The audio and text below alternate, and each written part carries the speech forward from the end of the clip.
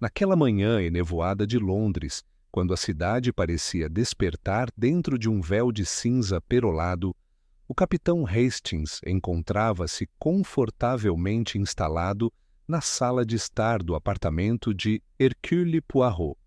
As janelas filtravam uma luz suave que repousava sobre móveis meticulosamente polidos, todos alinhados com a exagerada simetria, que era, para o pequeno detetive belga, uma espécie de credo pessoal.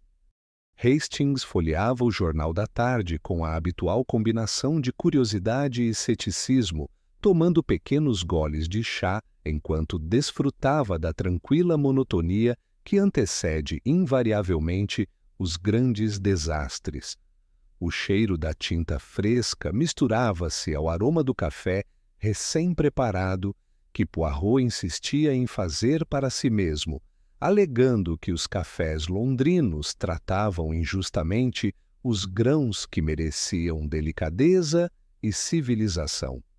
Foi nesse ambiente doméstico, quase banal, que o primeiro sinal de tragédia se insinuou, não na forma de gritos, tiros ou visitas inesperadas, mas de um singelo parágrafo impresso em letras austeras, escondido no meio do jornal como uma serpente enrolada entre folhas secas.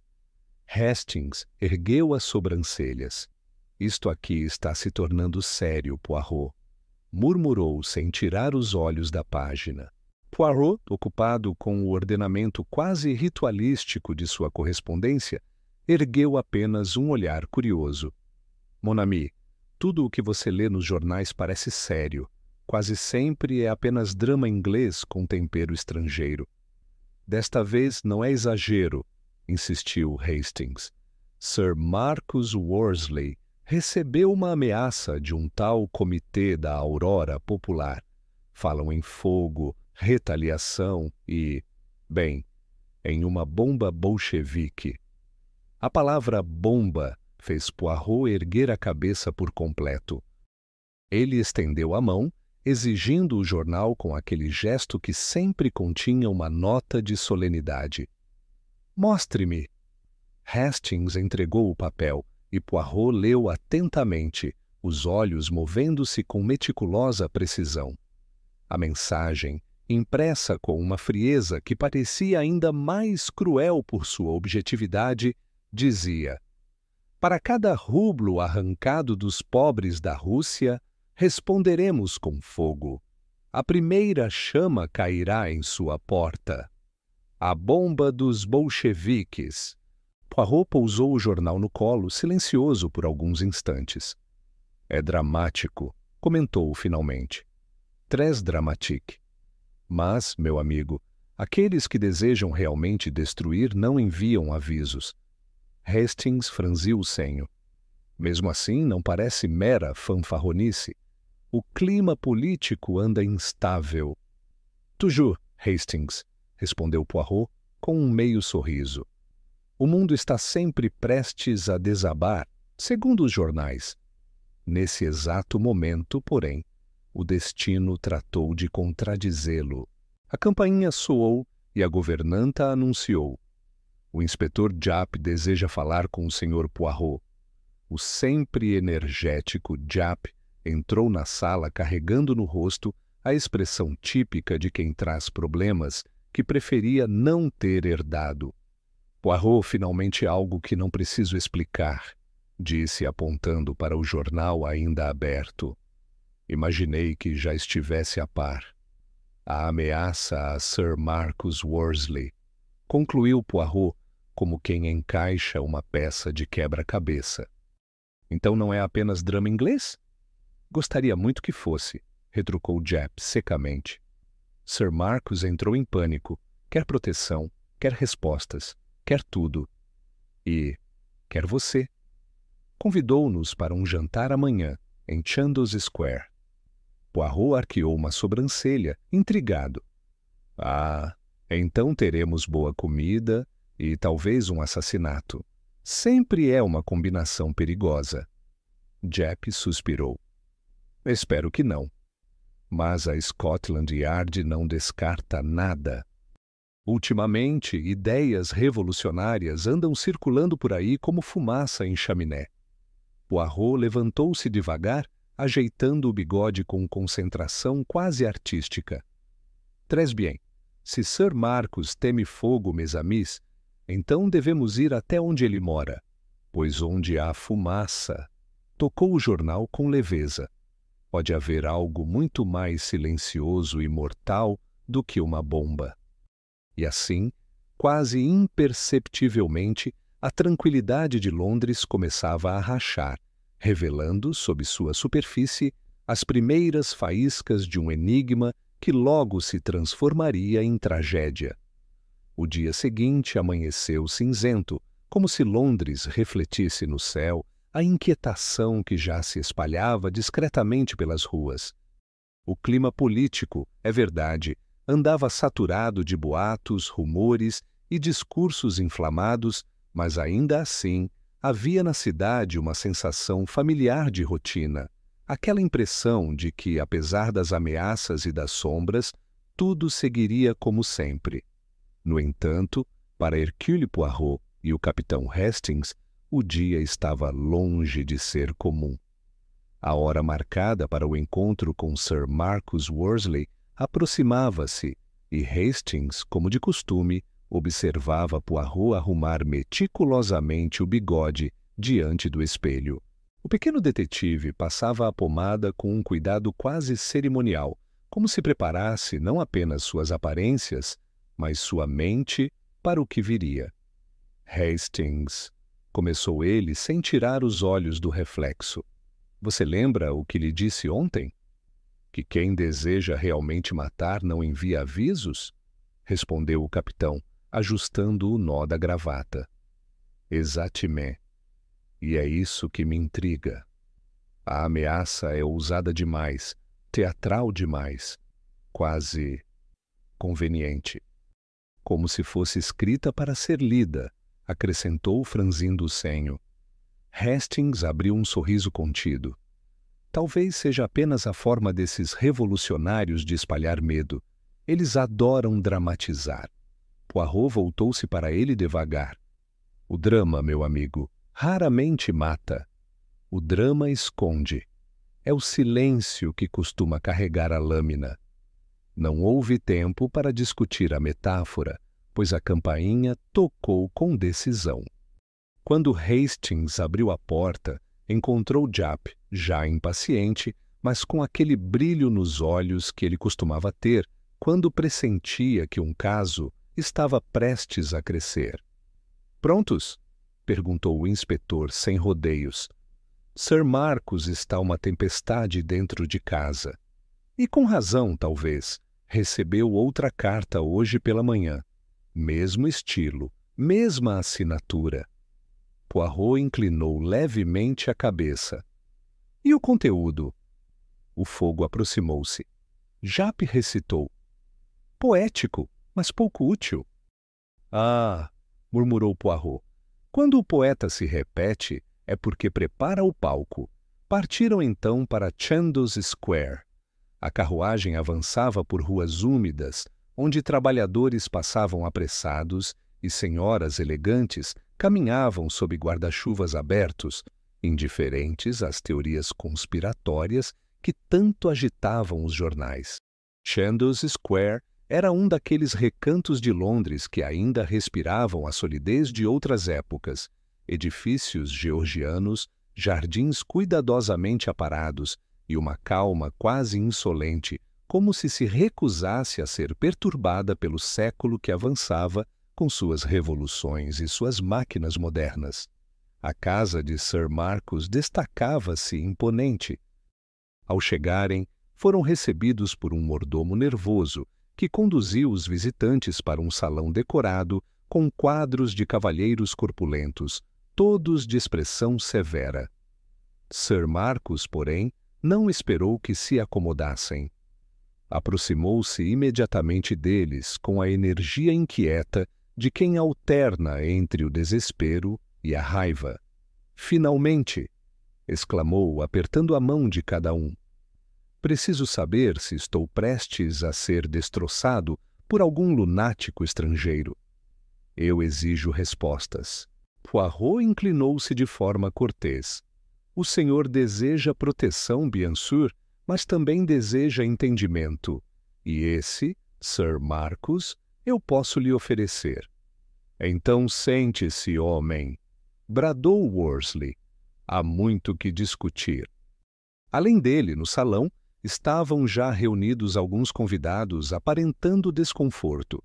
Harold Drake, o sócio mais jovem do sindicato, a bela e silenciosa Helena Petrova, cuja presença parecia prender a atenção de todos, e 2 membros adicionais do círculo de Sir Marcus, cujo papel ainda não estava claro.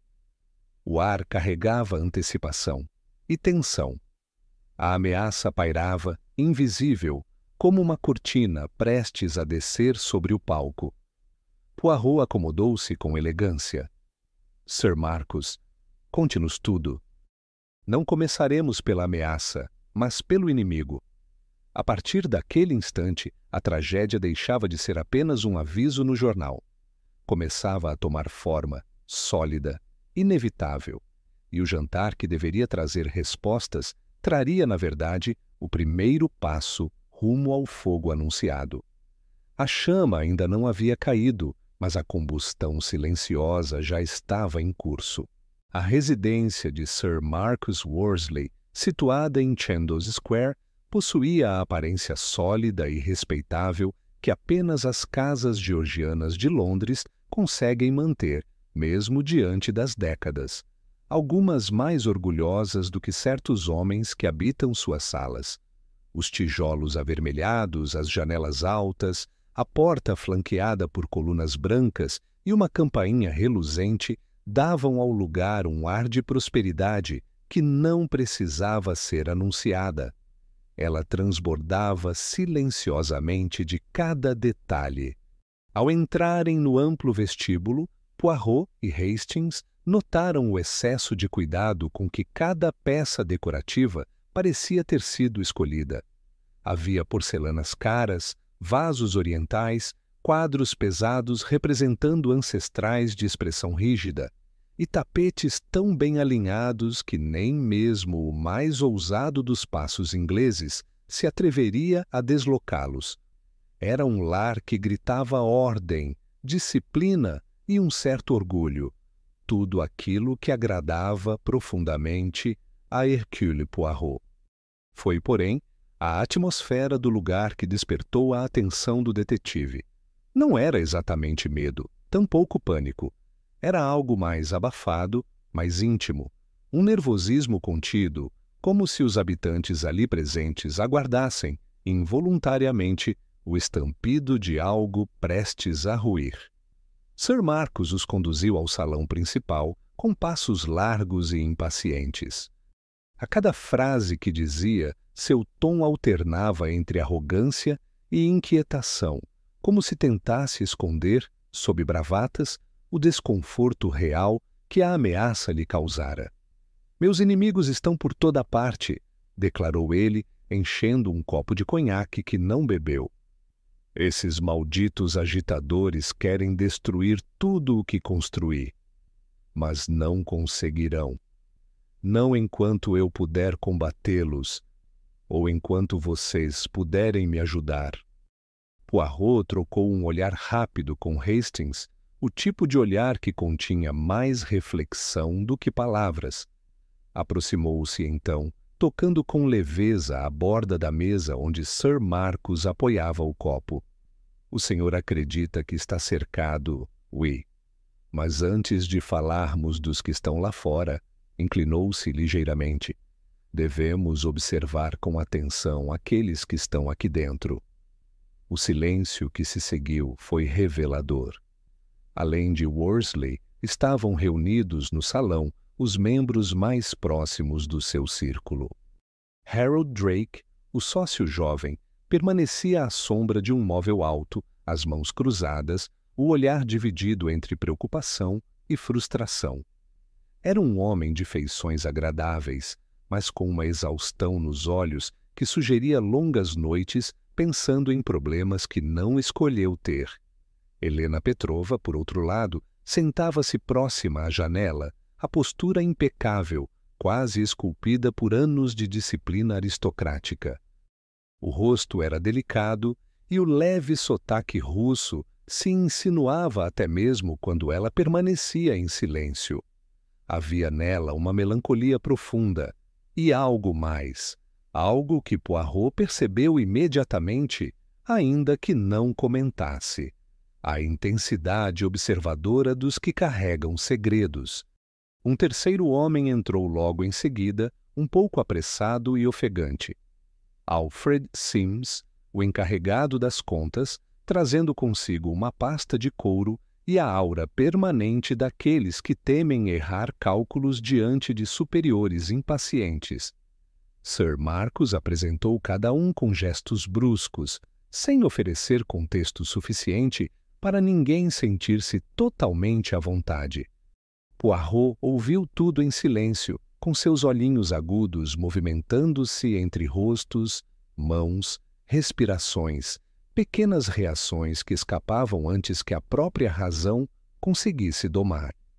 O detetive tinha aprendido ao longo das décadas que os gestos involuntários dizem mais sobre um homem do que qualquer discurso. Quando todos se acomodaram, Sir Marcus retomou o assunto central. Recebi 2 cartas em menos de 24 horas, disse ele, exibindo uma delas. Aviso sem vergonha de que vão atacar, de que sou alvo de uma tal bomba bolchevique. Hastings, impressionado, aproximou-se para ver. Jep fez um resmungo discreto. Helena baixou os olhos, perturbada. Drake suspirou, como quem já perdera a esperança de convencer o sócio a agir com cautela. Poirot, porém, permaneceu imóvel, como uma pequena esfinge. «Très bien, Sir Marcus», disse ele após uma pausa calculada. «Mas antes de sabermos quem lhe escreve, devemos saber quem realmente deseja fazê-lo explodir». Sir Marcus empalideceu. E algo, um pressentimento, um calafrio, talvez uma sombra mais longa do que deveria, passou silenciosamente pela sala. A casa em Chandos Square parecia tão imponente quanto antes, mas, naquele momento, tornou-se evidente para todos ali que os muros aparentemente inabaláveis escondiam mais do que riqueza. Escondiam perigo, escondiam segredos, escondiam o prelúdio de um crime que estava prestes a acontecer. O almoço transcorria com uma tensão quase palpável, espalhando-se pela mesa como uma névoa espessa. Sir Marcus falava demais, e alto demais, disputando espaço com seus próprios temores. Temores que tentava mascarar com discursos inflamados sobre negócios, política e o suposto dever moral de enriquecer ao reconstruir o que outros destruíram. Hastings, embora acostumado à retórica dos homens importantes, sentia que algo estava fora de ordem.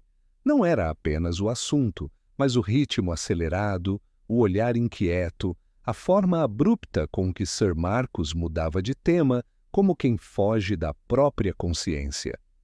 Helena Petrova comia pouco, quase nada. Seus dedos finos descansavam na lateral do prato, como se obedecessem a uma coreografia silenciosa. Às vezes ela erguia os olhos, e era impossível não notar que observava todos, um a um, com uma atenção que insinuava medo, mas também cálculo. Harold Drake permanecia tenso, e mais de uma vez pareceu querer tomar a palavra, talvez para chamar Sir Marcus à razão, talvez para dissipar aquela atmosfera sufocante. Mas o sócio mais velho ignorava suas tentativas com um gesto brusco ou uma gargalhada estranha demais para ser natural. Foi durante uma dessas risadas que o mundo pareceu tremer. Primeiro, um estalo profundo, longínquo, como o rugido abafado de um trovão subterrâneo. Depois, o impacto, brutal, ensurdecedor, sacudindo não apenas as paredes, mas também o ar, a lógica, o tempo. O chão vibrou, Objetos balançaram e a explosão ressoou através da casa como um rugido vindo das entranhas da cidade. Hastings levantou-se de súbito, derrubando o guardanapo. Helena levou as mãos à boca e deixou escapar um grito breve.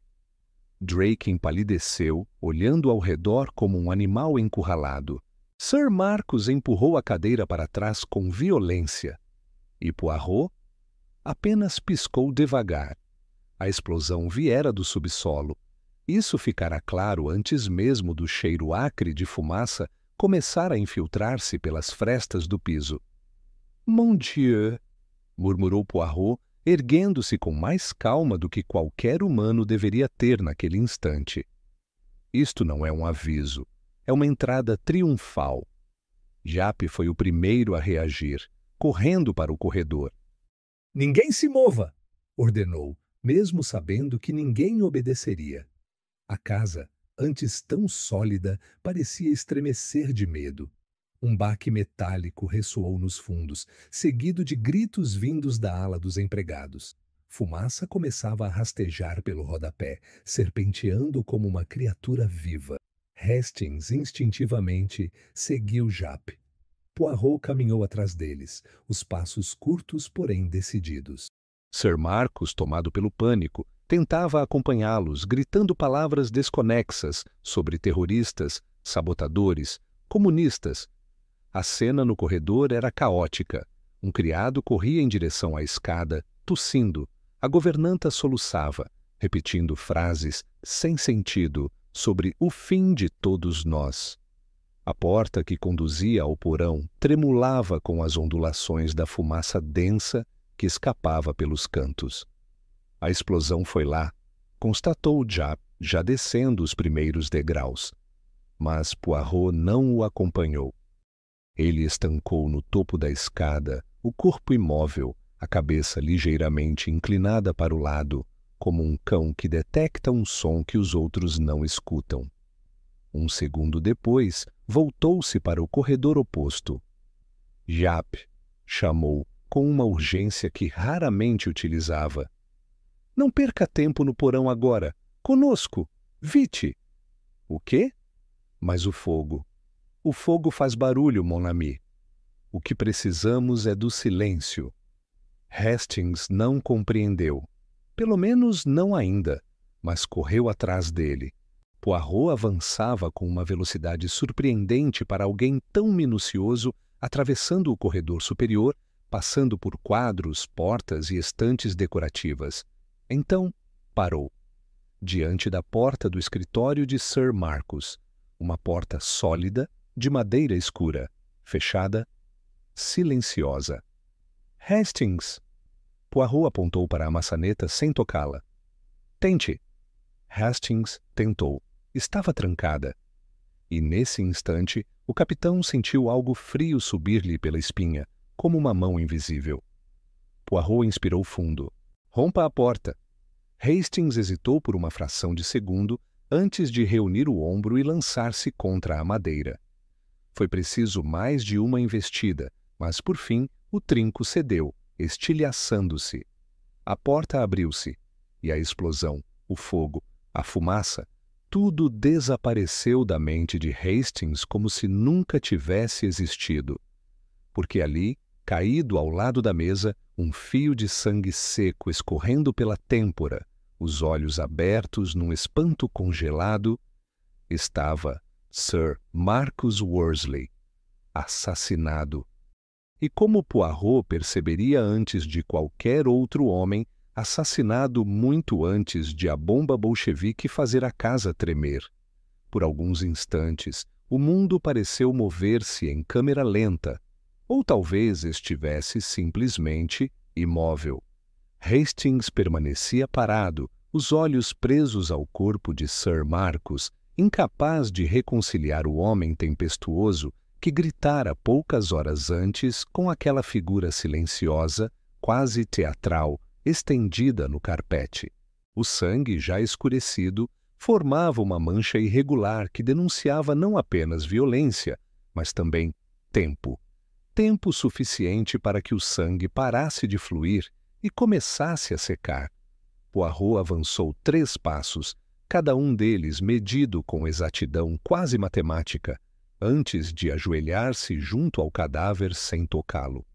Seus olhos percorreram tudo, a posição das mãos, o ângulo da cabeça, a distância entre o corpo e a mesa, o copo que jazia de lado sem ter derrubado o líquido e, principalmente, "Regardez, Hastings." Sua voz era baixa, mas cortante como vidro. A ferida, um único golpe, forte, preciso, instantâneo. Hastings engoliu em seco. Mas a explosão aconteceu depois, mon ami, bem depois. Poirot indicou a ferida com um gesto sutil. Não há sinais de impacto espalhado, nada de estilhaços. Não se trata de um estilhaço de bomba. Alguém entrou nesta sala, golpeou-o com força e partiu. Tudo antes do fogo surgir. Japp chegou logo atrás deles, tossindo por causa da fumaça que se infiltrara parcialmente pela casa. Quando viu o corpo, praguejou em silêncio. Pelo amor de Deus! Worsley! Morto? Sua expressão oscilava entre incredulidade e raiva. Mas a bomba, o porão... Pensei que tudo fosse parte do mesmo espetáculo, interrompeu Poirot suavemente. Não, meu amigo. O fogo rugiu muito alto, mas o assassinato caminhou em silêncio. Japp aproximou-se do corpo, inclinando-se com cautela. Foi golpeado na têmpora. Parece um objeto pesado, talvez uma estatueta, um peso de papel. Um golpe limpo, sem luta, acrescentou Hastings. Sir Marcus confiaria em quem estivesse aqui. Précisément. Poirot levantou-se devagar. E mais, a porta estava trancada pelo lado de dentro quando tentamos abrir, mas a chave está no chão, caída ao lado da mão do morto. Isso, Hastings, não lhe parece arranjado? Hastings piscou confuso. Mas se o assassino escapou, como trancou a porta por dentro? Foi então que Poirot caminhou até a janela, agora com vidraças rachadas pela vibração da explosão. A cortina estava chamuscada, mas o dano revelava algo peculiar. O vidro estava projetado para dentro, não por fora. A explosão não partiu deste cômodo, murmurou o detetive, tocando ligeiramente um dos cacos. Mas alguém desejou que parecesse ter sido atingido por ela. Japp esfregou o queixo. Então, o assassino golpeia Sir Marcus, encena a cena e tranca a porta posteriormente, quando ninguém mais está observando, concluiu Poirot, aproximando-se de um painel de madeira à direita da estante. E depois, sai por aqui. Com um gesto, ele deslizou o painel, revelando uma pequena porta embutida, quase disfarçada pela decoração.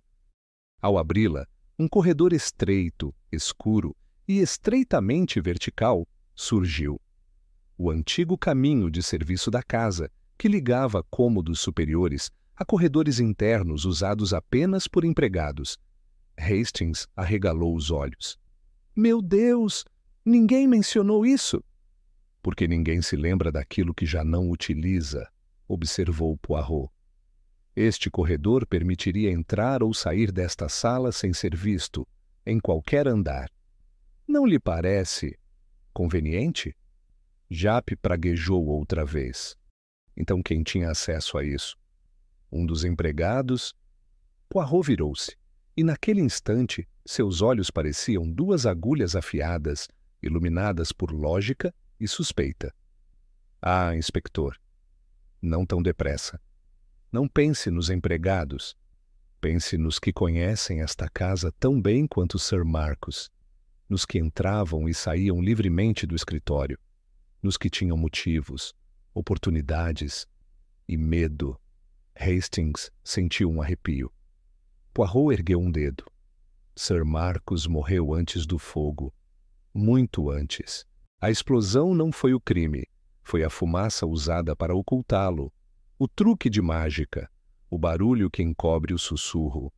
Ele respirou fundo, encarando o corpo no chão, com um pesar silencioso. Um assassino caminha entre nós, e ele se preparou com meses de antecedência. O fogo no porão foi apenas o prelúdio. Japp endireitou-se. E agora, Poirot? Poirot ajeitou o bigode com movimentos lentos. Agora, meu amigo, agora falamos com cada um deles, todos. Porque a verdade se esconde justamente onde o barulho é maior. E naquela casa sufocada por fumaça e segredos, começava, enfim, a investigação.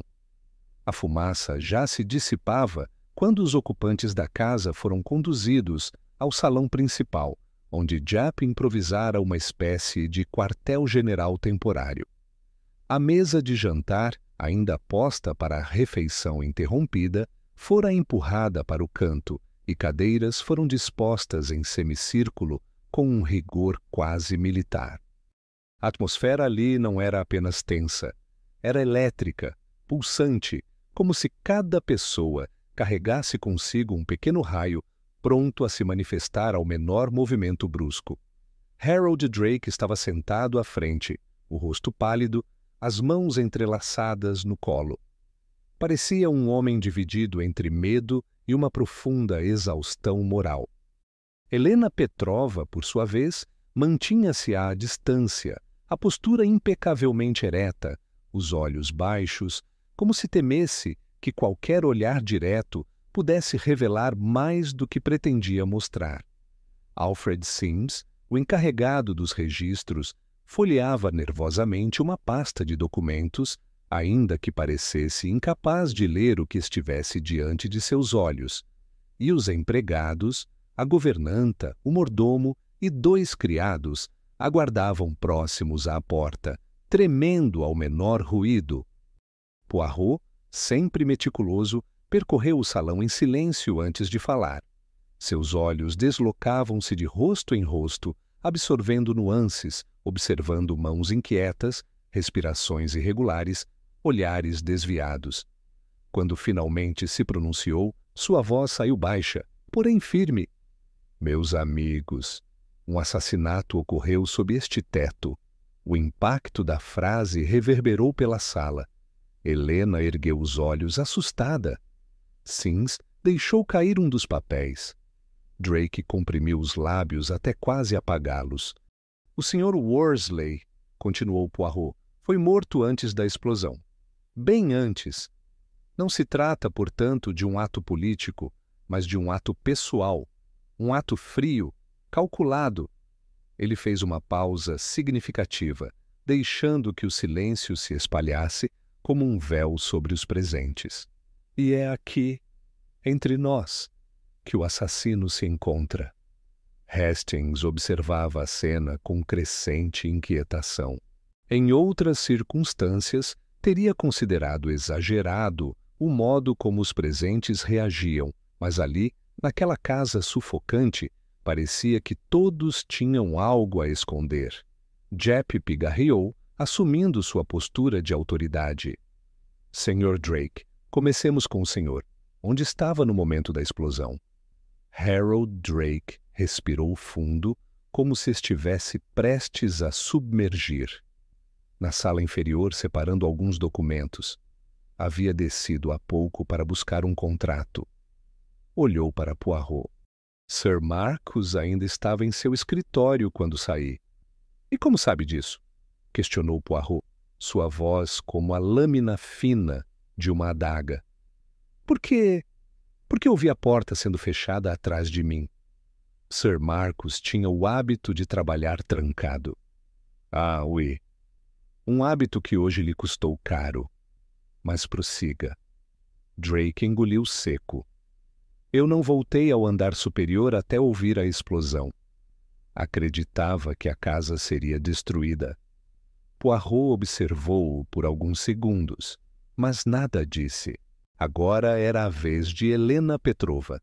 A mulher levantou-se com a graça e o autocontrole que só se adquire após enfrentar perdas profundas. Sua voz era suave, mas a cada palavra havia uma vibração quase imperceptível, como se um fio de gelo percorresse sua coluna. Estava no pequeno salão do primeiro andar, preparando uma carta que Sir Marcus havia pedido que traduzisse. Não ouvi nada, até o estrondo. Fui até o corredor, mas não consegui avançar. Tive medo de morrer ali mesmo. Poirot inclinou a cabeça, estudando-a. Très bien, muito bem. E o Sr. Sims? O homem ofegante parecia prestes a desabar. Eu cuidava dos livros contábeis. Sir Marcus tinha solicitado algumas verificações, mas eu juro por Deus que não o vi depois do meio-dia. O detetive nada respondeu. Apenas caminhou lentamente até o centro da sala. Quando falou, sua voz soou quase suave demais. Meus amigos, sigam este raciocínio comigo. Sir Marcus sabia de algo. Algo importante. Tanto que marcou um encontro às 2 horas, registrado em sua agenda. Um encontro com alguém desta casa. Ele tocou o próprio bigode, ajustando-o com um gesto minúsculo. Esse alguém entrou em seu escritório. Houve discussão. O golpe, único, certeiro, foi desferido antes do fogo. A explosão foi apenas a distração perfeita. Yap cruzou os braços. E quem teria interesse suficiente e sangue frio suficiente para matá-lo? O olhar de Poirot percorreu cada rosto, detendo-se apenas por uma fração de segundo a mais no de Helena Petrova. Mas ninguém notou. Então, com calma inquietante, ele declarou: Esta casa está repleta de motivos, ambição, medo, lealdades quebradas, dívidas antigas. E também amor perdido. O salão inteiro pareceu prender a respiração. Mas o assassino, completou ele, contava com o caos da explosão para apagar suas pegadas. E ainda assim, deixou rastros.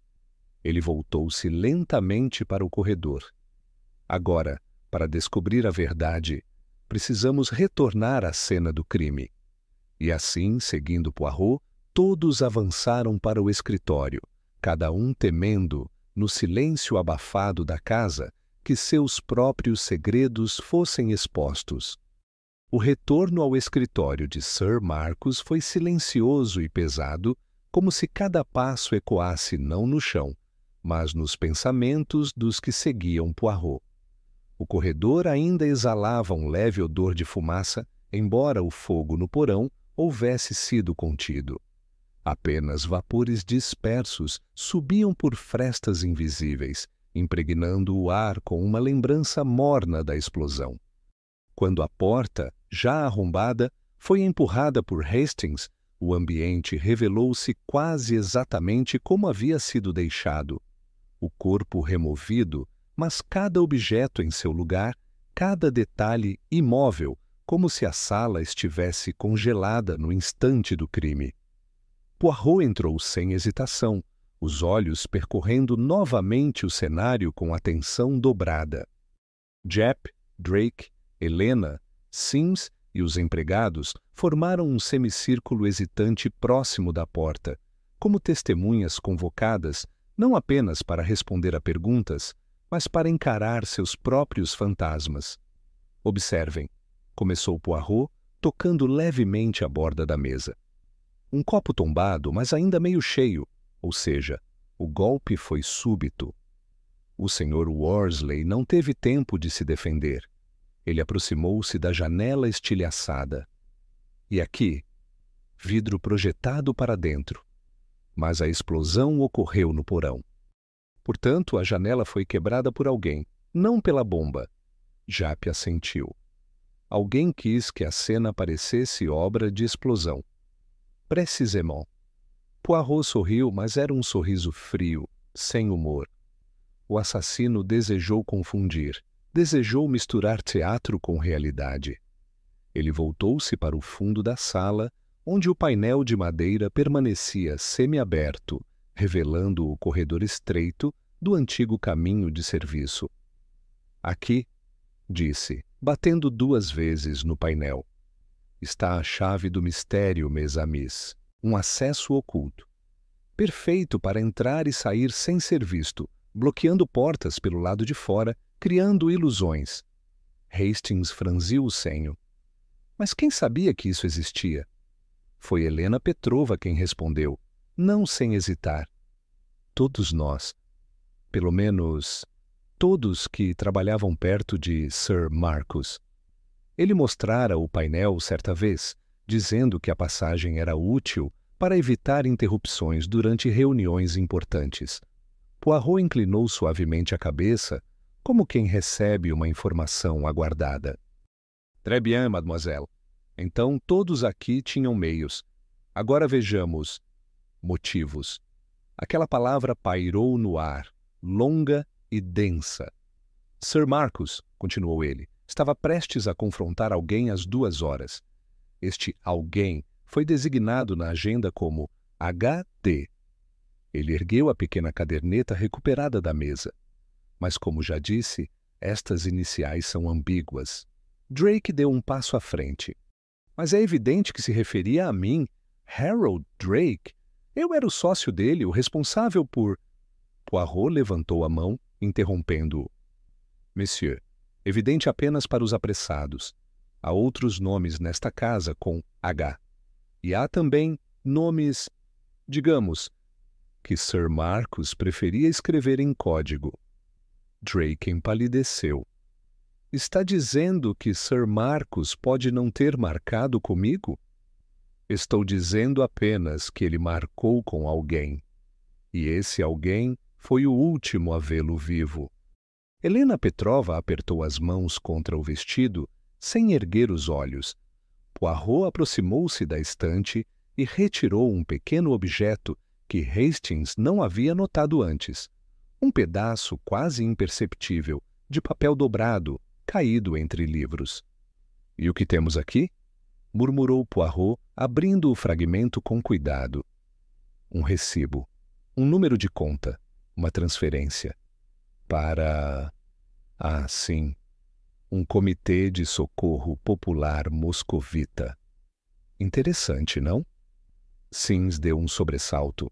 Mas isso não existe! Eu confirmei! É um endereço falso! Exatamente, respondeu Poirot. E, no entanto, alguém nesta casa indicou essa organização como destinatária de fundos. Alguém que conhecia a língua, conhecia a política e conhecia a dor da perda. Helena ergueu o rosto, pálida como mármore. Insinua o quê, Monsieur Poirot? O detetive aproximou-se dela devagar, as mãos cruzadas às costas. Não insinua, constata. O Sr. Worsley confiava em você, Mademoiselle Petrova. Confiava o suficiente para dar-lhe autoridade sobre doações russas, mas havia desvios, fundos sumindo. E ele, Poirot levantou o recibo, descobriu. O silêncio que se seguiu foi tão pesado que parecia comprimir o ar. Ele a chamou para este escritório às 2, continuou Poirot, e você veio. Houve discussão. Ele a acusou. Talvez tenha falado de deportação, de escândalo, de prisão.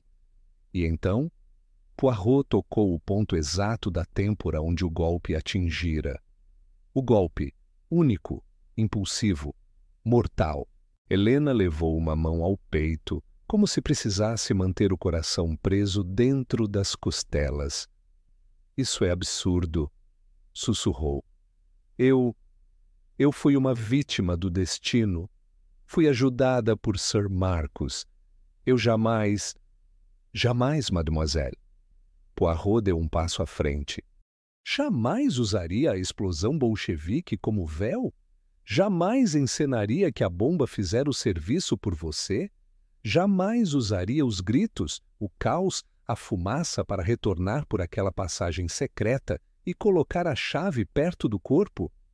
Helena cambaleou um pouco, um movimento quase imperceptível, mas suficiente para Poirot. Ele suspirou. A verdade está quase completa. Falta apenas uma peça. E essa peça está prestes a se revelar. Então ele virou-se para Japp. Inspector, Reúna todos no salão. L'heure de la vérité se aproxima. O salão principal transformara-se, pela segunda vez naquele dia, em um palco de tensão. Mas agora não havia fumaça, nem o estrondo da explosão no porão, nem correria de criados assustados. Havia apenas silêncio, um silêncio carregado, espesso, onde cada respiração parecia mais audível que um relógio marcando a meia-noite. Poirot caminhou até o centro da sala como um ator que conhece exatamente a força de sua entrada. Pequeno, impecavelmente alinhado, mas irradiando uma autoridade que nenhum dos presentes ousaria questionar. Meus amigos, começou ele entrelaçando as mãos à altura do peito. Chegamos ao ponto em que todos os fios soltos começam a se entrelaçar. Agora vemos a tapeçaria inteira, e nela não há espaço para dúvidas. Drake, visivelmente tenso, ergueu-se um pouco na cadeira. Poirot, por favor, seja direto. Quem matou Sir Marcus? O detetive inclinou a cabeça, não em concordância, mas em advertência. A precipitação, Monsieur Drake, é sempre a inimiga da verdade. Não se pode correr quando se está prestes a revelar um assassino. Il faut marcher doucement. Caminhar devagar, com precisão. Ele voltou-se para o grupo. Vejam, o crime não foi cometido por fanáticos políticos, embora todo o cenário tenha sido preparado para que assim parecesse. A bomba bolchevique no porão foi real, mas não mortal. Foi colocada por jovens inconsequentes, tolos idealistas, seduzidos por discursos revolucionários e pela própria audácia. Eles não pretendiam matar ninguém. Japp confirmou com um aceno. A Yard localizou os responsáveis. Nenhum deles sabia da morte de Sir Marcus. A explosão era só um trote revolucionário. Absurdo, mas inofensivo. Inofensivo, repetiu Poirot com pesar. Mas extremamente conveniente para quem precisava de barulho, caos e fumaça para cobrir um crime silencioso. Ele apontou para o chão como se a morte ainda estivesse ali, entre as tábuas. Sir Marcus foi morto por um único golpe, certeiro, na têmpora, sem luta, sem gritos. Para isso, precisava confiar em quem estava perto. Quem quer que o tenha atacado foi recebido sem resistência. Os olhos de Poirot deslizaram, um a um, por Drake, Sims, Helena e finalmente os empregados. Depois do golpe, o assassino trancou a porta do lado de fora, usando uma chave duplicada. Em seguida, usou a passagem secreta para escapar. E quando a bomba explodiu, todos correram, mas alguém, nesse momento, retornou sorrateiramente ao escritório. Hastings prendeu a respiração. Até ele, que vira o painel secreto com seus próprios olhos, sentiu a revelação cerrar-se como uma armadilha inevitável. Poirot continuou. Essa pessoa entrou, quebrou deliberadamente a janela por dentro para simular impacto do explosivo e colocou a chave ao lado da mão de Sir Marcus, criando a ilusão de que ele próprio tentara escapar. Ele levantou o dedo, teatral. Eis o crime. Eis o truque. Eis a ilusão. Drake levantou-se subitamente. Então? Então foi Sims. Foi ele quem tinha as contas. Ele quem... Não. A palavra saiu firme, cortante. O Sr. Sims lidava com números, mas não com coragem. Ele teria desmaiado antes de erguer o braço para golpear alguém. Sims assentiu sem protestar. Parecia até aliviado. Poirot agora voltou-se para Drake. O senhor, Monsieur Drake, discutiu com Sir Marcus. Sim, havia tensão entre vocês, mas não ódio. E, sobretudo, não havia desespero. O senhor teria coragem para pedir demissão, mas não para matar. Drake sentou-se lentamente, tomado por um misto de indignação e alívio. Poirot virou-se então, muito devagar, para Helena Petrova. A sala inteira pareceu encolher. Mademoiselle Petrova, chamou ele com a voz impregnada de gravidade. Quando mentiu sobre estar traduzindo uma carta no momento do crime, cometeu seu primeiro erro. Não há carta alguma. Não há pedido algum. Sir Marcus a chamou ao escritório porque descobrira algo grave. Helena ficou imóvel, mas por trás da máscara de serenidade, seus olhos tremiam. Ele descobriu que fundos destinados a organizações russas, fundos sob sua supervisão, estavam sumindo. Ele descobriu transferências para endereços inexistentes. Descobriu os papéis escondidos na estante. Descobriu você. O silêncio tornou-se sufocante. Ele marcou com HD a reunião das 2 horas, mas não era Harold Drake. Era Helena Dmitrievna Petrova, seu nome completo, em russo. E a senhora foi. Os ombros de Helena estremeceram, quase imperceptivelmente. Poirot concluiu, e diante da iminência da prisão, da ruína, da perda definitiva de tudo o que ainda possuía, a senhora o matou. Houve um suspiro coletivo, um único, longo, horrorizado. Poirot encarou Helena com uma compaixão dolorosa. Mademoiselle, o fogo no porão não a incriminava, mas o silêncio aqui em cima. Ah, esse sim. Helena Petrova fechou os olhos e o salão inteiro pareceu desabar com esse gesto. Quando Japp terminou de falar, murmurou Poirot, o destino já estava selado. Quando Poirot concluiu sua acusação, nenhuma voz se ergueu para refutá-lo. A sala permaneceu imóvel, como se um encantamento houvesse caído sobre todos ali. O som mais audível era o do relógio de pêndulo na parede, marcando lentamente segundos que se encaixavam na revelação como peças de um mecanismo inevitável. Helena Petrova continuava sentada, a postura tão rígida que parecia petrificada. Apenas seus olhos, fixos no chão, denunciavam vida e tormento. Japp avançou um passo, mas Poirot ergueu a mão num gesto lento, quase gentil. Ainda não, inspetor. Há um pouco mais a ser dito, para que tudo se torne claro, declarou ele, caminhando até a lareira apagada.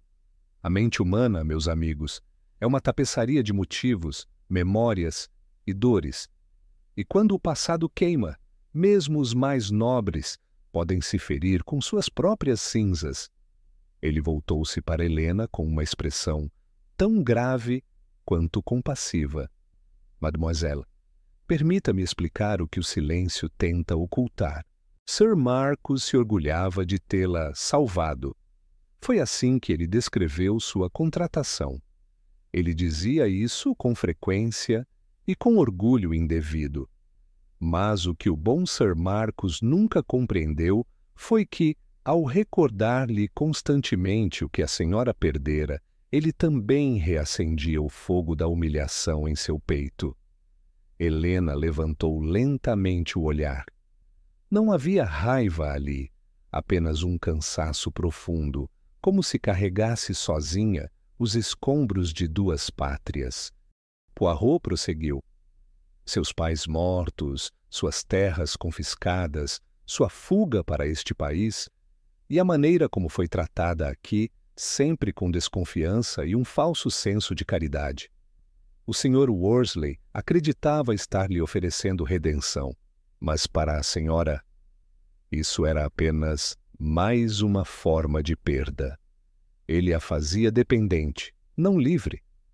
Ela tentou falar, mas a voz falhou. Hastings viu-a fechar a mão sobre a barra do vestido, como se segurasse a si mesma. O desespero é um solo fértil para justificativas, continuou Poirot. A senhora não se tornou ladra por ganância, mas por uma crença distorcida de que recuperava, pouco a pouco, aquilo que a vida lhe arrancara. Usou o conhecimento da língua e da política russa para criar entidades falsas, entidades que apenas existiam nos corredores da sua dor. Sims balançou a cabeça, ainda incrédulo. Drake desviou o olhar, incapaz de encarar a colega. Sir Marcus descobriu, acrescentou Poirot. E ao invés de tratá-la com compaixão, ameaçou torná-la um exemplo. Não compreendeu que a senhora já vivera horrores maiores do que suas ameaças. Foi então que Helena finalmente falou. Sua voz, embora fraca, cortou o silêncio como um sussurro afiado. Ele disse que eu não passava de uma parasita da minha própria terra. Ela respirou fundo. E que me entregaria às autoridades como traidora. Depois de tudo, depois de eu ter perdido tudo, ele queria tirar também o resto da minha dignidade. Poirot assentiu dolorosamente. E foi aí que o passado e o presente colidiram, mademoiselle. No impulso de um momento, alimentado por meses de humilhação silenciosa, medo, orgulho e arrependimento, a senhora ergueu o objeto que estava sobre a mesa. Um golpe. Apenas um. Não houve luta. Apenas um gesto final de desespero. Japp aproximou-se mais um passo, dessa vez sem intervenção. Helena, porém, ergueu a palma da mão de leve, como se pedisse apenas mais um instante, um último fôlego. Sua voz veio baixa, mas firme. Eu não planejei matar. Não naquele dia, não daquela forma. Ela engoliu e seus olhos cintilaram com lágrimas que recusavam cair. Mas quando ele me chamou de volta ao escritório, eu sabia. Eu sabia que ele descobrira.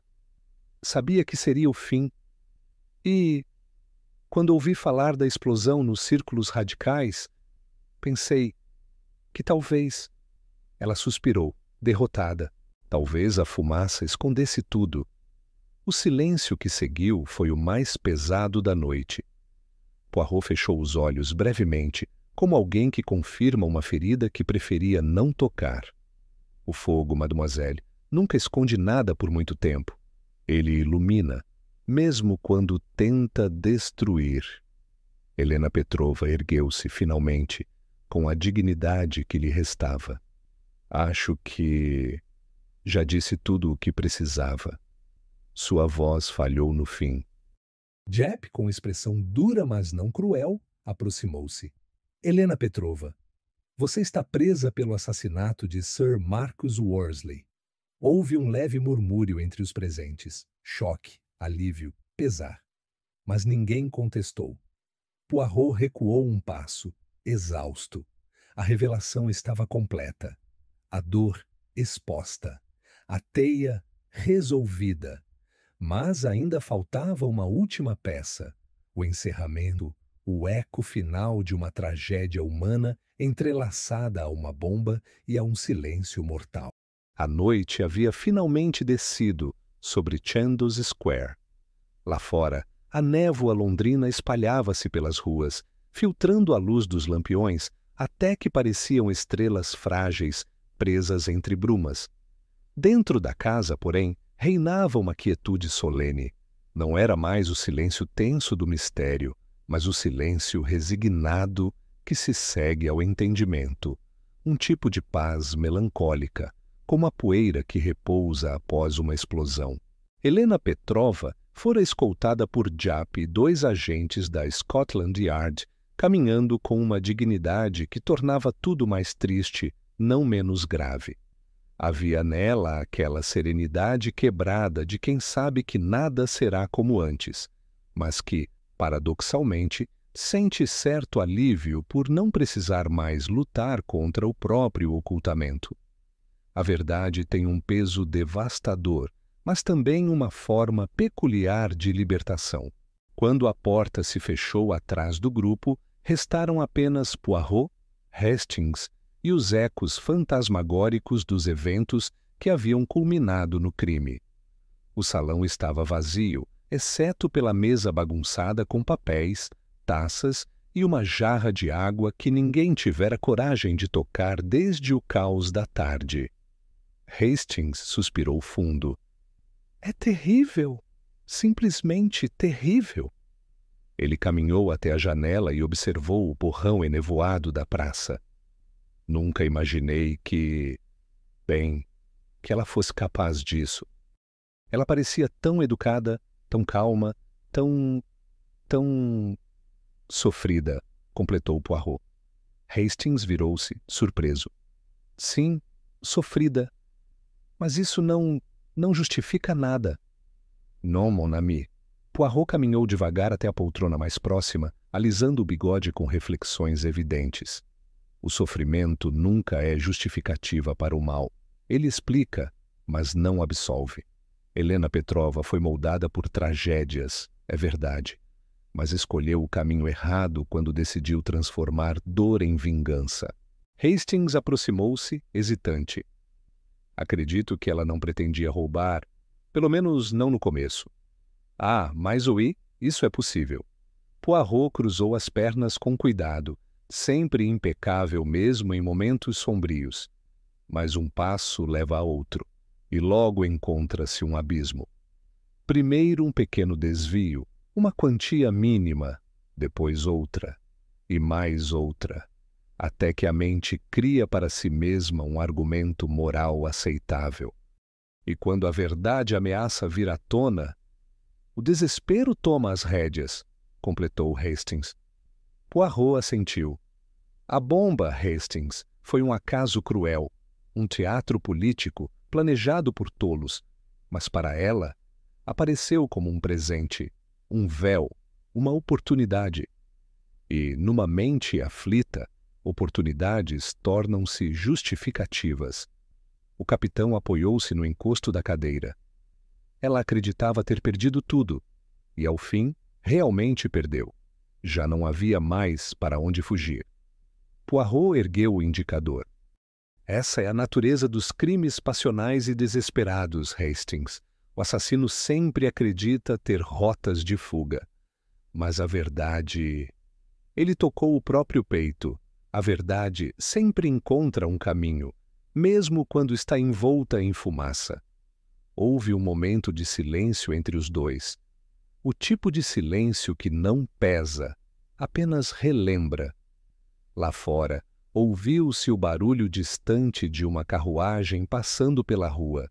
Poirot levantou-se lentamente, caminhando até o aparador onde repousava um porta-retratos com moldura dourada, deixado ali por Sir Marcus com a foto de uma família que já não lhe pertencia. Sir Marcus Worsley, murmurou Poirot. Um homem duro, talvez cruel, mas também capaz de gestos nobres.